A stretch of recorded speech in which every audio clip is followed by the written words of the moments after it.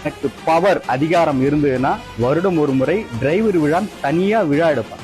அப்படி ஒரு உன்னதமான தொழில் இந்த டிரைவர் தொழில். ஒன் பை ஒன்னா சொல்றேன், கேட்டுக்கோ. இந்த தொழிலை பொறுத்த வரைக்கும் தவறு பண்ணா திருத்திக்கவே முடியாது, தண்டனை உண்டு. ஒரு கலெக்டரே தவறு பண்ணாலும் கூட மறுநாள் காலைல வந்து அவர் ஒர்க்கை சரி செஞ்சுப்பார். ஆனா டிரைவர் தொழில் அது வாய்ப்பே கிடையாது. எல்லாரும் தூங்கிக்கிட்டு இருக்குள்ள ஒரு பஸ் டிரைவர் தன்னந்தனியா ஓட்டிட்டு இருப்பான். துணைக்க கூட யாருமே இருக்காது. ஒரே ஒரு நொடி கூட கண்ணை இப்படி கூட மூட முடியாது.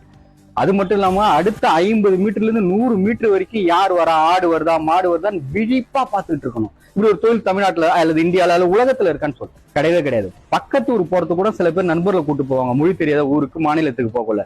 ஒரு டிரைவர் தன்னந்தனியா பாகிஸ்தான் பார்டர், அதாவது இந்தியா பார்டர் வரைக்கும் போவான். வெளியே போனா நமக்கு மொழி தெரியாது, அங்க பிரச்சனை வரும், நம்பர் பிளேட்டை பார்த்து திரும்பி பார்த்துட்டு வெளியூருன்னு சண்டைக்கு வர பட்சத்துல கூட அவன் தன்னந்தனியா நின்று போராடுவான்.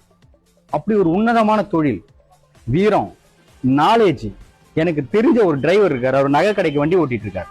அவர் வண்டியில ஒரு பச்சை மிளகா இருந்தது. நான் அவரை பார்த்து இந்த கேள்வி கேட்டேன், எதுக்கு நான் பச்சை மிளகா வச்சிருக்கீங்க? அவர் சொன்ன பதில் எனக்கு ஒரு வியப்பிலே அழுத்திச்சு.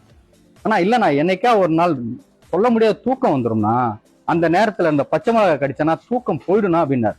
எவ்வளவு கஷ்டம், இந்த மாதிரி கஷ்டம் எந்த தொழில இருக்கு புரியுதா? டிரைவர் தொழில் யாரு கேட்டாலும் நெஞ்ச நிமிர்த்திக்கிட்டு சொல்லுனா, டிரைவர் எப்படி விவசாய தொழில் பெட்டரோ அந்த மாதிரி டிரைவர் தொழில் ரொம்ப ரொம்ப பெட்டர். நீ செய்யற தொழில் மேல நீ காதல் கொள், டிரைவர்னா பெருமை கொள். வாழ்த்துக்கள்.